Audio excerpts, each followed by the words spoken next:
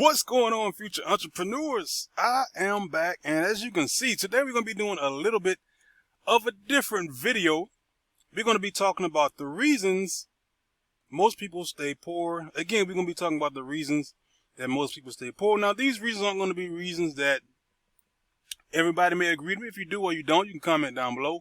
These are just things that I've seen, things that I've kind of looked up a little bit, and I want to try to give you guys a little bit of different information, but also be in the kind of a financial field, something that may help you out coming up, that may pretty much just give you a little bit of insight of what may be keeping you from reaching that next level of success. Okay, and also, you're not going to believe this, but most people stay in poverty because of certain reasons. And of course, you should avoid as many reasons as possible to become successful. Grab yourself a pen, grab yourself a piece of paper, and get ready to take some notes, because this is going to be some information that could possibly change your life forever. Now, let's get started. Get your popcorn, get your paper, get your pen. Are you ready for reason number one? Okay, let's go. Reason number one that most people, from my opinion, I think stay in poverty is because they're not spending time with wealthy people or someone who is where you want to be. The majority of people don't know someone who's wealthy, and you don't really have any role model that you can actually be around that would give you that kind of advice. We're told that to go to school, to get a degree, for a high-paying job. And there's also those who don't even try because they don't think it's possible. Now, most people don't have in their inner circle someone who is normally in the higher upper echelon of income. So normally what I would say to do is not just try to go straight to somebody who's a millionaire or even a billionaire, depending on where you're at. I would say try to climb that ladder. Someone who's making more than you, someone who's in that next level. And then once you get to that level, you just climb yourself up to the very next level. Or if you do know someone who's in your inner circle, or if you have a friend who has a friend who's on that level, and you can get access to that person, I would say try to pick their mind. Try to get in contact with that person and ask them what they're doing. What can I do from my situation, from my standpoint? What can I do to get to the next level? And some people think just going to school is going to be a reason why. That's not the reason as well. Let's move along to reason number two why most people, I think, stay in poverty. And reason number two is because I think people don't decide that no matter what that you're going to succeed. Now, of course, it's going to depend on your morals. It's going to depend on how bad you want it. I'm about to bring up something that I just found out like in the last couple of days that I didn't realize happened. And the reason why I said that, even though I just said no matter what you find a way to succeed, I wouldn't do it this way. We just found out, because I'm not really into the watching the Kardashians. I was just listening today to some information that probably came out maybe weeks ago, but depending on when you're watching this video, about how Miss Kim Kardashian got her fame from the Ray J tape. And it was found out that her mother and Kim had this thing going on, situation, I guess I should say, where her mother was talking to Kim and talking to Ray J, and they decided that at the time of them doing the little sex tape thing, that it was a lot of people actually came into fame from putting out a sex tape. So Kim's mom decided that her daughter and Ray J would make a sex tape and put it out right before or somewhere around the time that Keeping Up with the Kardashians would come out, and that would pretty much put them into fame and fortune, in which they were 100% successful, because as you know, most of you may know, that the Kardashians are billionaires. And that's not a strategy that I would say by just doing it by any means. I would never tell any of my kids, anyone that I know, to try, even though that's maybe something that had worked at that time. I would have to say take another route, try to find a different way.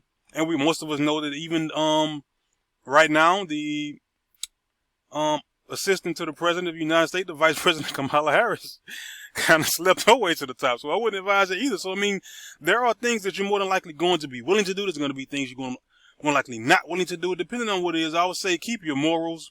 I wouldn't sell my soul to devil, but there's going to be some things you maybe going to have to sacrifice that you did not want to do. And nothing can change until you decide to make a decision to take action. It's almost like a fear of not wanting to move forward. Like the richest people in the world always make mistakes and they run into problems, but guess what? They're great problem solvers. They don't run into a mistake and quit. A lot of the people who are in the top echelon of income, outside of the people who gained it because of their divorce situation, they got divorced and pretty much gained millions of dollars. Those people are fantastic problem solving. They don't just quit when they run into the first problem. We just don't know about their problems. All we know is about how much they make now. We know what their success is now. We know the status that they have right now. We don't know the sacrifice. We don't know the time. There was one guy, his video I watched months ago about this guy was a billionaire. He said he never was in his kid's life. It was something weird that he said about how he was horrible as a father, but he didn't care because he knew it was something that he had to do, which was sacrifice the time with his kids, even being in his kids' life in order to be where he wanted to be. And he was okay with that. So make sure whatever sacrifice that you decide to do, that you're okay with that sacrifice, that you're okay with doing whatever it is for you to succeed. Let's move on to reason number 3, why I think most people stay in poverty, which is procrastination. A lot of us have this, and it's just, I don't know why, but most people just just procrastinate. We put off things, and I should have been moving my slide by now. Let's see, most people, we just pretty much, we procrastinate. We put off till tomorrow. We say, why not? Instead of doing stuff today, we say wait till tomorrow. Instead of doing tomorrow, we do it next week. Instead of next week, we do it tomorrow. We don't really want to get the tough skin or get that toughness out and just grind through. We want to just say, okay, not today. And I've been guilty of that myself, because if you look at my YouTube channel, I've stopped and started. I've been made videos some days I haven't, and I'll make excuses out of maybe I'll do it tomorrow, and then something else happens. I end up making the video 3, 4, 5 days later because of my procrastination. And that's something I'm working on for myself as well. And what procrastinating does, it pretty much, you have to just stop making excuses on why you can just continue to delay, but you need to be successful. Procrastination pretty much puts you and all of your good intentions and goals in the future on hold, because you're not taking that next step forward. Instead, you're taking a step back. Because each day you take a step forward, you're learning something, you're gaining knowledge. Most of you probably don't know that if you read a book once a month, you'll probably be in the upper echelon in that category of whatever the subject is you decide to read. Because guess why? Most people don't read today. Most people are online trying to get the information. But if you just read a book, it may be even less of that. But if you read a book a month, you're probably going to be considered an expert in that field in the next couple of years, because that's how much information is lacking in those particular fields. And let's see. Also, your actions have a long-term effect of how you live after retirement.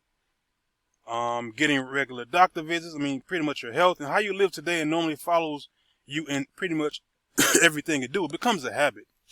Procrastination becomes a habit. You always hear procrastination. I think it was procrastination kills the cat, something like that. I may be wrong. Comment down below. But I'm pretty sure everybody at some point in their life, they come into a habit of procrastination, whatever it is, and it normally just follows you no matter what you do. Like I was saying, you procrastinate saving for retirement. You procrastinate going to the doctor. You procrastinate getting those regular doctor visits. You procrastinate, and it normally just creeps into everything that you do, and it normally becomes a habit, and it becomes a part of life that you just don't want it to be. Because all it really does is set you back day by day, month by month, year by year, and instead of going forward, you find yourself moving backwards. Excuse me. Reason number 4 that most people, in my opinion, stay in poverty is they don't learn how to delay gratification. Now, most people know that when you look, I'm not sure how people still do this today, but I know when I used to work back, it was maybe 10, 15 years ago. It's more likely still going on today. You just don't see it. Or it's probably in a different category. When Michael Jordan first came out with shoes, I used to work at a store called Just for Feet. It's probably not, it's closed right now. Every time Jordan would come out with a pair of shoes, people would line up. And I'm talking about parents. Parents would take their kids out of school and be in that long line waiting to get these $120 to $200 pair of shoes, because they could not wait. They could not delay the gratification. I'm just going to wait next week. I'm going to wait till the next pair comes out. Or it's kind of like, I guess today's example would be the iPhone. The iPhone is pretty much, as far as I've never waited in line, so I don't know. Comment down below. Let me down below. Let me know in the comment section if you see people who are out here who cannot wait for the next iPhone, and they're lined up for miles. Another good example is Black Friday. People would pitch tents outside of the Walmart and Best Buy in order to go inside of the stores to get TVs, to get VCRs, or whatever sale is going on. And I'm saying, I'll just wait until I really have the money. People would take their last dollar and go and buy a TV, go and buy a VCR, going by all of these things instead of saying I can take this and I can put it somewhere else. I can use it somewhere else, and when it actually is regular price, I can still, they can still afford it. And as I said earlier, the majority of people, they live check to check, and they say they can't wait to get paid or make payments or blow it or something they didn't really think that they need, like the TVs waiting in line at the Black Friday sale. And this is pretty much where your needs and your wants should be thought about. You shouldn't be just, a lot of people, they don't think logically. They think about emotionally. They think about what other people think if they don't have certain things in their house. They think about the next car. Like, a lot of things people get is based on other people's thoughts and opinions, not basically on what they can actually afford, or if I'm okay, if I have an emergency. That's another one of those things why delayed gratification helps. You see in this image, the person with delayed gratification, they actually have a good coffer. They more likely have money saved. The person who cannot wait, as soon as they get the money, it's going out the door. It's spent it's probably spent before they get it. It's either spent as soon as they get it or even before they get it. They've already pre-spent the money, almost like premeditated spending. Like, before I get my check, I already know I'm going to buy this, I'm going to buy this, I'm going to buy that. Instead of saying when I get my check, I'm going to put it in the 401k. I may be just on it. You may invest in crypto. You may put it in in stocks when you get paid money, dividend stocks. I mean, it's other things that you can do with your money. You can put your money in what is it called? I forget the name of it. You can put your money away for kids to have college. I mean, it's called delayed gratification. And when times like this come, where we have this high rate of inflation, you will be fine at least for the next 4 to 5 months, depending on how much you've saved. And you can pretty much still have a cushion where you can still be building your income. You can still have enough money where you can do what you need to do comfortably, even though you may have to cut back until things get back the way they were. Reason number 8, most people stay in poverty, is education. Now, going to school doesn't really equal wealth. Don't just go because you think it's going to make you wealthy. I mean, real education is knowing what to do with your money, your resources that you currently have. And then you pretty much use them at a more educated level. I mean, working hard, perseverance, and mastering your craft, building business relationship is a common thing that makes the majority of people rich. Bill Gates pretty much said, if you're born poor, it's not your mistake, but if you die poor, it is your mistake. And that comes from Bill Gates, one of the richest men in the world.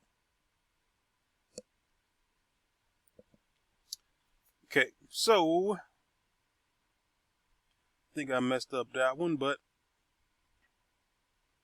moving right along. The next reason why most people stay in poverty is because of the conversations that they have. I'm sorry, I think I skipped something. I think I skipped a couple things, to be honest with you. The next reason most people stay in poverty is because of the long-term effects that just pretty much the long-term effects.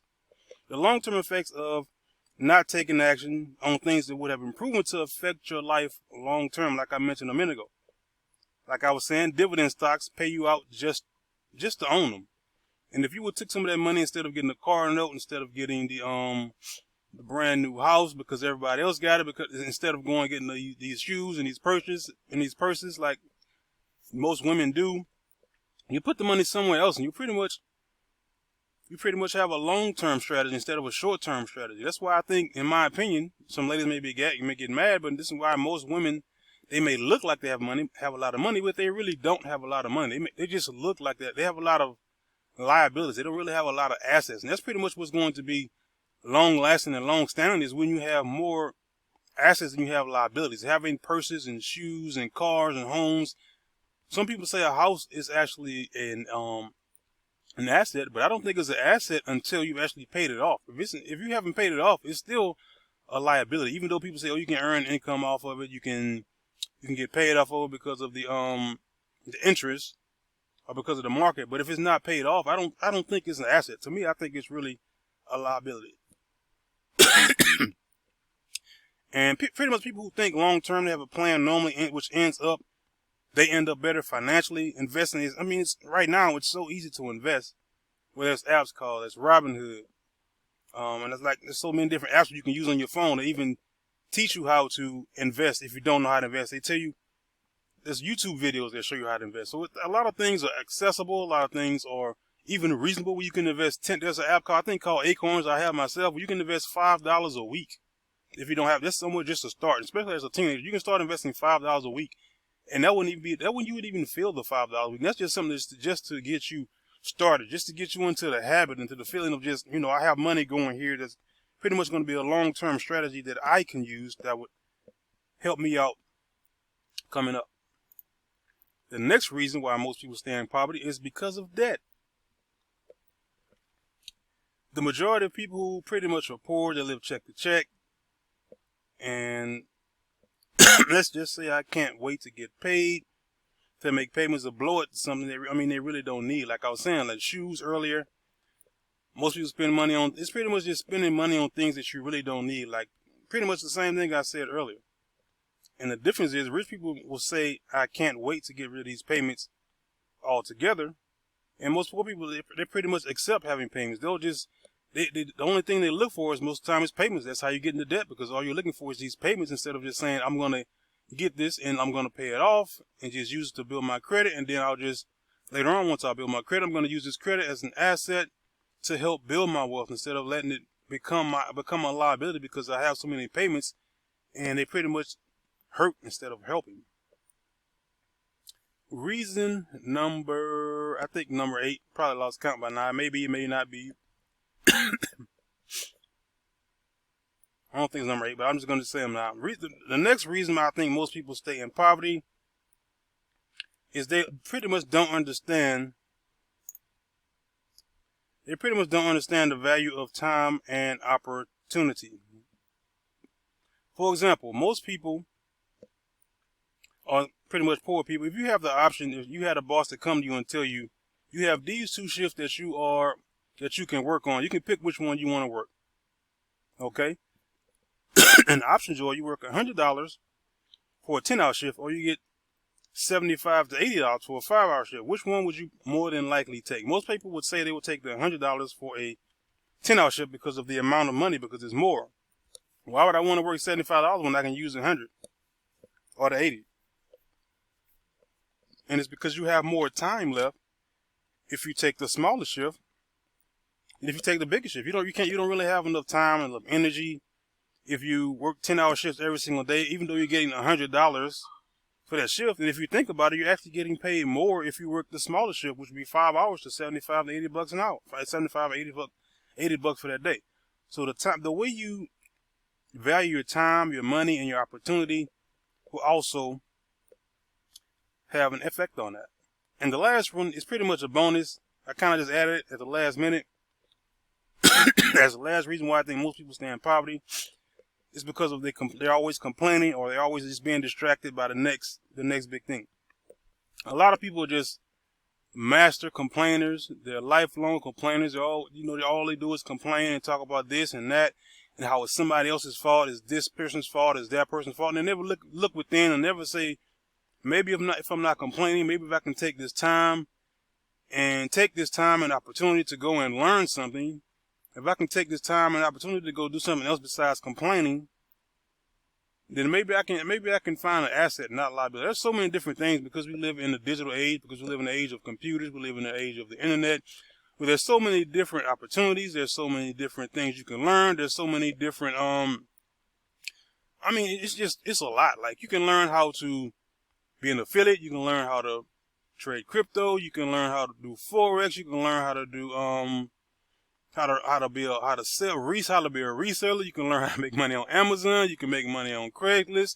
You can make money on Shopify. You can make money on eBay, and the list goes on and on and on and on. There's so many different ways to make money, and I'm not going to say that everybody's going to be a millionaire. Everybody's going to make 6 figures, but there's so many ways to make extra money. It's the gig economy. You can work DoorDash. You can do Uber. You can do Lyft. I mean, there's so many different ways for you, if not just for the opportunity to have a better life. Now, you may not like how you're going to have to do it, by working a second job or using your car to make some extra money, but there's ways out there to not just complain, but there's ways out there to make more money than what you're currently making. Now you're gonna have to up your skill level in order to move to get from where you are to where to somewhere to get somewhere else, and that doesn't necessarily mean go to school.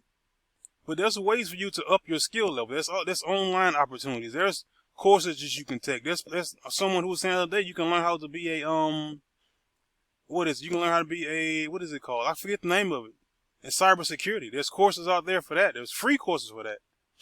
And there's also places out there where you have to pay for it. But it depends on what you want to do, how you want to do it, what level of income do you want to be in, how much time are you willing to sacrifice? Are you willing to not go to the club? Are you willing to not hang around your friends, to work 70 to 80 hours a week in order to sacrifice now, so later in life that you'll have some of those things, you have yourself set up to where you wouldn't have to be as concerned now as you would later.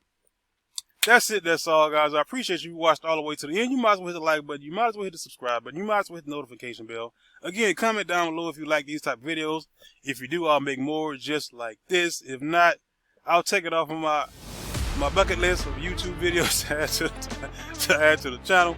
Again, it's a passive income trucker. Bring you more information on affiliate marketing, how to make money online, passive income, and for today's video, what you're doing to maybe keep yourself. It's a passive income trucker. I'm out.